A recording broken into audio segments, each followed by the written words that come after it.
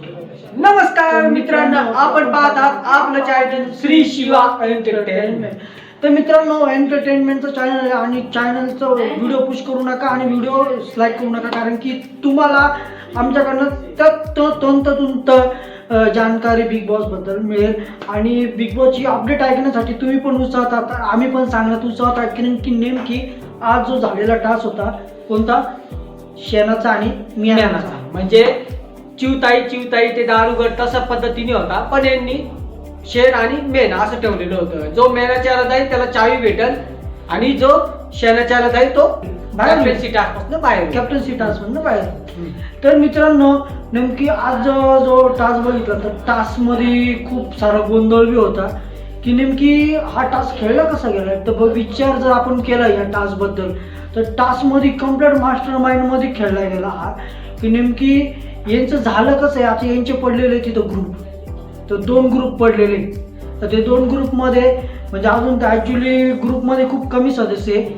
पहिला ग्रुप जो आहे तो आहे रोशन, त्याच्यानंतर विशाल, रुचिरा आणि रुचिता आणि अनुश्री आणि राधा. रोशन नाही राधा पण त्या ग्रुपमध्ये, म्हणजे 5 जणांचा मिळून ग्रुप आहे. आणि जो दुसरा ग्रुप होता त्या दुसऱ्या ग्रुपमध्ये आहे राकेश, दिव्या शिंदे आणि त्याच्यानंतर दीपाली सय्यद आणि ओंकार. तर असे 2 ग्रुप पडलेले. तर मग ह्या ग्रुपचं त्या ग्रुपला, तर ग्रुपचं वाईज कसं चालू आहे त्यांचं हे, तर त्यांनी परफेक्टली विशालनी पुढं सेटिंग लावलेली होती का आपले तो सेव्ह कसा व्हावा.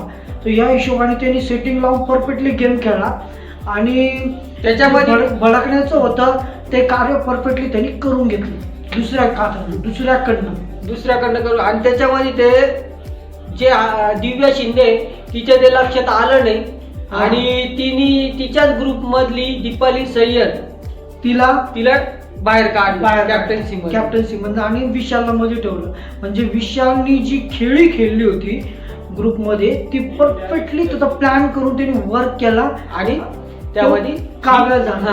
कारण की मग हेच शब्द राकेश दिव्या शिंदेला सांगत होते की तू हे करायला पाहिलं होतं, तू का काढलं दीपाली सय्यदला बाहेर. मग ती ऍक्च्युली तिथं त्या ठिकाणी पण आहे ना ती डिस्पेट झाली होती. ती विचार करत होती यार माझ्याच ग्रुपचे लोक मला का नावं ठेवताय. हा पण तिथं प्रश्न होत होता की ही नाव ठेवते सगळ्याच्या सगळं, पण तिला बोलत होते ना. आणि तसं पण टास्कची हे काय होती, 3 जणांमधनं 2 बाद आणि एकच निवडणार होते. मग त्यामध्ये जर समजा आपला समोरचा माणूस जो आहे, आता ही दीपाली आहे आणि ही दिव्या आहे, तर समोरचा जो उभा आहे तर मग तिला खाली पाडून जर मधल्याला जर उभं केलं असेल मग हे मला पण चुकीचं वाटतंय. नाही झाली की माझ्याच ग्रुपचे लोक का मला एवढं बोलताय का मला गेम खेळता येत नाही वगैरे. तर मी दुपारीच एक व्हिडिओ बनवली होती, म्हणजे असं तिला डिस्पेक्ट केल्यामुळे मग ती त्याच्यावर रिॲक्ट झाली. पण ठीक आहे, हे गोष्टी होणारच होत्या. पण नंतर ती माफी पण मागितली दीपाली ताई सांगती. पण कसं आहे माहिती का मित्रांनो, बघितलं तर एक गेम असतो आणि गेम मध्ये ना आपल्याला मित्रांची गरज असते आणि ग्रुप मध्ये आपण पुढे जाऊ शकतो, कारण की हा गेमच तसा आहे माइंड ग्रुप मध्ये पुढे जाण्याचा. ज्यावेळेस गेम चालू असला ना तेव्हा माइंड शांत ठेवूनच खेळलं गेलं पाहिजे.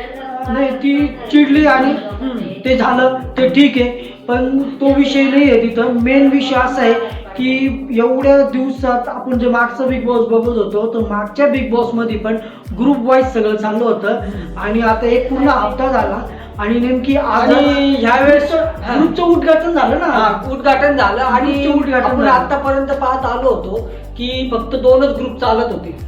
पण ह्या बिग बॉस मध्ये तसं नाहीये.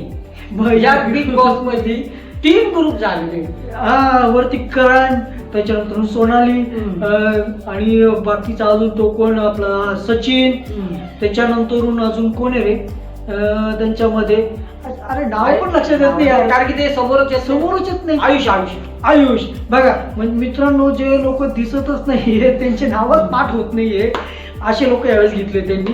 तर मित्रांनो यांचा पण ग्रुप होऊ शकतो, म्हणजे या एवढ्यांचा केला तर मस्त 3 ग्रुप पाहायला भेटेल, 3 ग्रुप बघायला भेटणार आहे. आणि माझ्या मतेने तोडीस तोड ग्रुप राहणार आहे. आणि आज जे झालं ते त्या हिशोबाने जर आपण विचार केला तर माझ्या मतेने जे झालं त्याच्यावरनं मित्रांनो आज आपल्याला बघायला मिळणार आहे की कोणता ग्रुप भारी पडला. आणि मला असं वाटतं की राकेश, दिव्या शिंदे, दीपाली सय्यद आणि ओमकार. कारण की राकेश हा कम्प्लीट माइंडने खेळतो आणि शांत खेळतो. कसं असतं मित्रांनो, शांत गतीने गेल्यानंतर ना मी म्हणतोय तो शांत खेळतोय, पण त्याच्यावर काही जण म्हणजे आता विशाल त्यांच्या बरोबर भरपूर गेम खेळतोय. विशाल परफेक्टली गेम खेळतो. विशाल त्यांची इमेज खराब करण्याच्या मागे लागलाय. असं नाही केलं पाहिजे, पण तो करतोय. त्याला काय फायदा होणार ते त्यालाच माहिती, पण असं नाही, चुकीचं आहे. आणि मेन म्हणजे मला ते सगळं आता बोलायचं नाही, मी ते तुम्हाला पुढे सांगेलच.